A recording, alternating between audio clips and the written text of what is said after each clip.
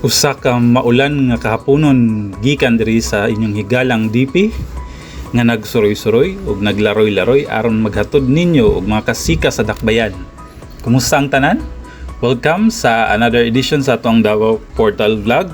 Sa kining episode, we will discuss this construction work beside SM City Davao. Is it an expansion or a separate structure? Atong suwayan og tubag kining mga question, kining nga mga pangutana diri sa Davao Portal. Kana ug uban pang mga detalye coming right up.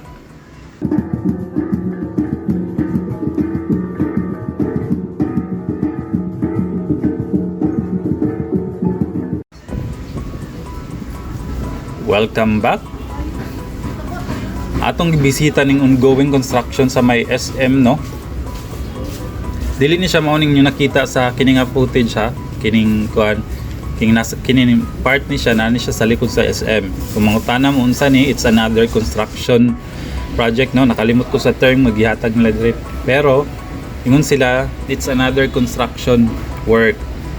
Magpakita og picture ako kung unsa ni siya. Parehas na siya ani, oh. Baliduhan na kay ingon ani kung mahuman ni siya nga project na nasa likod. So let us put that aside. So again, dili na siya part sa kining gina-construct diri sa may kilid sa SM. Pero atong adtuon to, no, ang construction site sa may right side sa main mall sa SM. Right side if naa ka sa main entrance, no. And atong adtuon magsubay-subay ta diri. So again, usa ka maulan nga kahaponon sa inyong tanan og inyong nakita pa uli na di ang mga mga trabahante sa construction. Baktas-baktas ta diri sa ulan aron ihatod sa inyo ning mga update sa construction diri. Kung ma-notice niyo, dako-dako ang area nga naka-fence, no. Gi-cover niya ang covered niya ang halos masagad din niya ning parking space dati. So dako-dako ni siya nga construction work.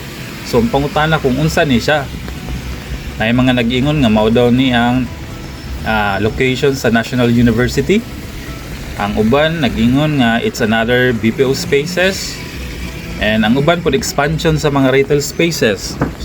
So muna, no, ang mga speculation sa mga tao, but as of the moment wala pa gyud tayo makuha na exact na details, unfortunately. Actually nagsend na ta sa SM City Davao, no, through sa ilahang official Facebook page message for inquiry to confirm about kung unsa na ang kanang gi-construct diha, but unfortunately wala pa tayo nakuha nga reply, no. And maulagi na ang disadvantage sa mga small vloggers nga sama nato, no, dili ta dali maka-access sa information. Mao ni gingon nga dawat-dawat lang sa. Anyway, kung basehan nato ang Twitter post sa SM City Davao several months ago, ang part sa ilang post says expansion works are underway to give better malling experience. So mo na ilang the keywords there are expansion works and better malling experience. It's clear, no, nga kini an expansion of sa kining existing na mall. I am inclined to believe that we can see more merchants since it is an expansion, di ba? So mao na akong pagtuo, no. And since ang goal nila is to provide better malling experience base sa ilang post sa Twitter, no. But of course, we do not discount the possibility nga it is like the first expansion, no, sa SM Annex nga naay mall component as well as BPO component. And possible pod nga diri pod ibutang ang National University, no. Sa ako lang, ha, kung ako mag-establish og kanang academic na institution, mas gusto nako nga dako og open space ang lugar. Again, sa ako lang niya, if isa ko sa mga Cs, I would prefer, no, nga ang National University to be put sa isa ka location nga mas dako og na enough na open space and layo-layo sa mall. Pero sa ako lang na, pero di man ta safe. So wala na to nag-discount ang possibility nung diha nila ibutang ng ang kanang National University. eksama sa ginasulti sa ubang mga vloggers.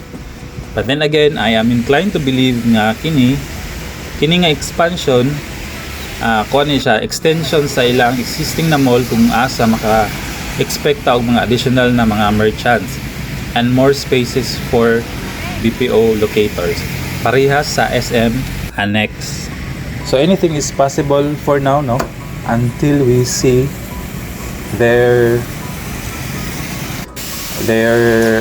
press release sa mga specifics kung unsa ba ning ang purpose ani nga expansion. In the meantime, padayon ta sa pag-scour sa construction site. And as of July 23 ni, no?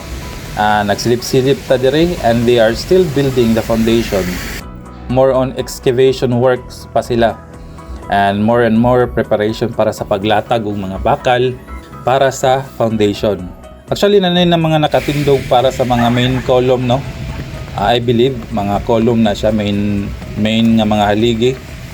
Again, more excavation work para sa foundation pa sila karon.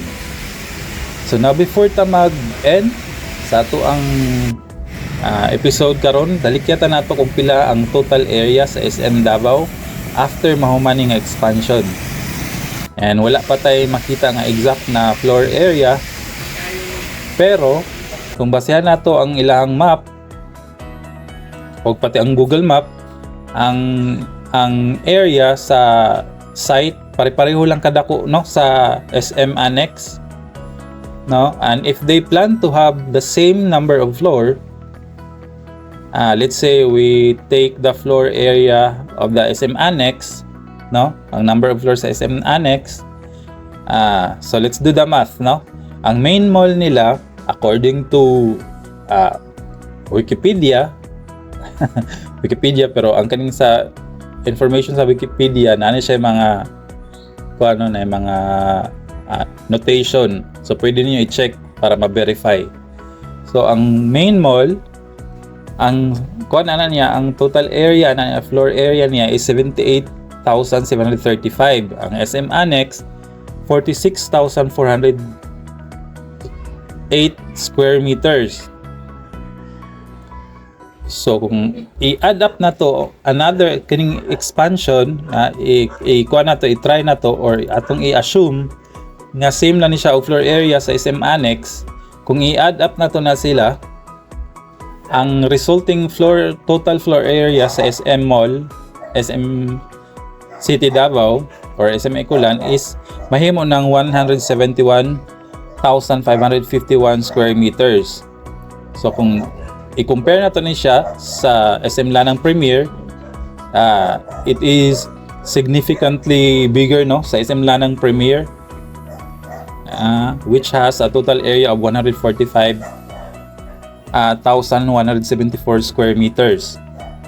So mo lang sana ang atong update karon sa ongoing expansion sa SM City Davao.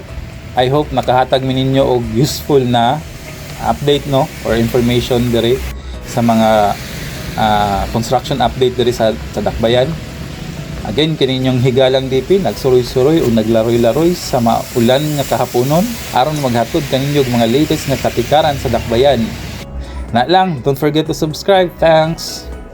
See you again in the next vlog.